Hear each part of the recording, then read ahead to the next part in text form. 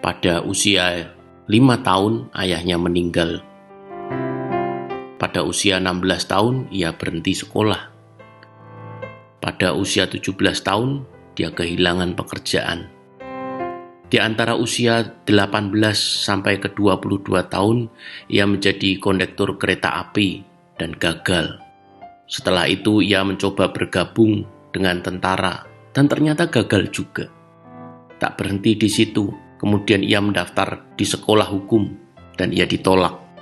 Mencoba mencari peruntungan lain dengan menjadi penjual asuransi dan dia gagal lagi. Dan di usia yang ke-19 ia menjadi seorang ayah. Pada usia ke-20 istrinya meninggalkan dia dan mengambil bayi perempuannya. Lalu ia menjadi seorang koki dan mencuci piring di sebuah kafe kecil. Dia gagal juga dalam upaya untuk menculik putrinya sendiri, yang akhirnya dia meyakinkan istrinya untuk bisa kembali kepadanya. Di usia 65, ia pensiun. Di hari pertama pensiunnya, ia mendapatkan cek dari pemerintah senilai $105 atau uang sekarang sekitar $1,5 juta. Dengan cek $105 itu, ia merasa bahwa pemerintah tidak dapat mencukupi akan kebutuhan hidupnya. Akhirnya, ia memutuskan untuk bunuh diri karena merasa tidak layak hidup lagi. Dia merasa menjadi seorang yang selalu gagal. Dia duduk di bawah pohon, menulis niatnya untuk bunuh diri. Tapi akhirnya, dia mengurungkan niat itu.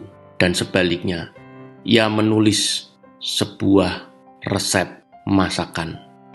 Di sisa usianya yang sudah senja, ia masih punya kesempatan dan keahlian, yaitu memasak. Singkat cerita, ia meminjam $87 kepada temannya untuk membuat ayam goreng. Lalu ia berjualan dari pintu ke pintu dan awalnya ia ditolak lebih dari 1000 kali dan akhirnya ada satu rumah yang mau membeli masakannya. Ingat, di usia 65 ia sudah menyiapkan niat untuk bunuh diri. Tetapi di usia 88 tahun, Kolonel Sanders menjadi pendiri KFC. Ia menjadi bilioner dari usaha KFC-nya. Moral dari cerita ini adalah tidak ada kata terlambat untuk memulai sebuah awal. Yang paling penting dari semua itu adalah tentang mindset. Seberat apapun masalahnya, jangan pernah